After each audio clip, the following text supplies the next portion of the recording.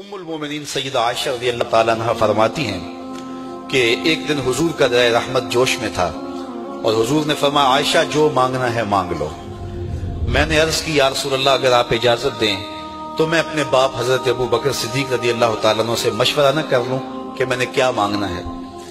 تو فرمایا کہ جاؤ مشورہ کر لو، مشورے کی اجازت بھی ہو گئی۔ میں اپنے والد گرامی کی خدمت میں حاضر ہوئی اور کہا کہ دریائے رحمت جوش میں ہے اور رحمت کا باڑا برس رہا ہے۔ حضور نے فرمایا عائشہ جو مانگنا ہے مانگ لو، یہ اتنا سنہری موقع ہاتھ آیا ہے تو میں چاہتی ہوں کہ کوئی مانگوں تو اہم شے مانگوں، تو آپ کی خدمت میں حضور سے اجازت پا کے حاضر ہوئی ہوں، مجھے بتایا جائے کہ میں حضور سے کیا مانگوں تاکہ کوئی چھوٹی چیز نہ مانگوں، بڑی چیز مانگوں۔ تو حضرت ابو بکر رضی اللہ تعالیٰ عنہ نے فرمایا کہ بیٹا حضور سے جا کے کہنا کہ معراج کی خلوت خاص میں اللہ نے آپ سے جو راز کی باتیں کی تھی ان باتوں میں سے ایک بات بتا دو۔ مانگا بھی تو علم مانگا، اور عائشہ میرے سے وعدہ کرو جو حضور بتائیں مجھے بھی آ کے بتانا ہے۔ ام المومنین حاضر خدمت ہو گئیں۔ حضور نے پوچھا عائشہ مشورہ ہو گیا؟ کہا جی حضور ہو گیا۔ کہا مانگو کیا مانگتی ہو؟ کہا حضور معراج کی خلوت خاص میں جب اللہ کے حضور حاضر ہوئے تو رب نے آپ سے راز کی باتیں کی تو ان باتوں میں سے ایک بات بتا دیں۔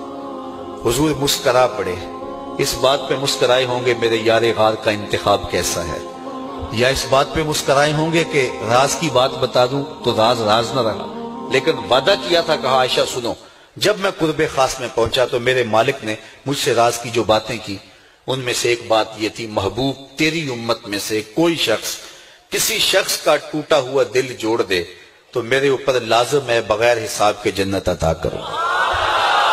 ام المومنین بہت خوش ہوئی اور اپنے والد گرامی سیدنا ابو بکر صدیق رضی اللہ تعالیٰ عنہ کے پاس آئیں اور ساری کہانی سنائی۔ بہت خوش تھی، لیکن حضرت ابو بکر صدیق رضی اللہ تعالیٰ عنہ نے سنا تو رونے لگے۔ تو ام المومنین سیدہ عائشہ رضی اللہ تعالیٰ عنہ نے عرض کیا میرے والد گرامی یہ بات رونے والی تو نہیں ہے، ہم بسا اوقات کسی دکھی کے کام آ جاتے ہیں، کسی کا دکھڑا بیٹھ کے سن لیتے ہیں، کسی کی ڈھارس بنا دیتے ہیں، کسی کے کام آ جاتے ہیں، یہ تو بخشش کا بہانہ ہاتھ آ گیا اور آپ اس پہ رو رہے ہیں۔ تو فرمانے لگے عائشہ اس کو معکوس بھی پڑھو، تصویر کا دوسرا رخ بھی دیکھو، اگر کوئی شخص کسی کا ٹوٹا ہوا دل جوڑ دے تو بغیر حساب کے جنت میں جائے گا، اس کا دوسرا رخ یہ ہے اگر کوئی کسی کا دل توڑ بیٹھے تو سیدھا جہنم میں جائے گا۔ میں اس بات پہ رو رہا ہوں کہ ہم سے کسی کا دل نہ ٹوٹ گیا۔ حضور نے فرمایا اللہ اس شخص کے چہرے کو تر و تازہ رکھے جس نے میرے سے کوئی حدیث سنی، پھر جیسے سنی اس کو ویسے آگے پہنچا دیا۔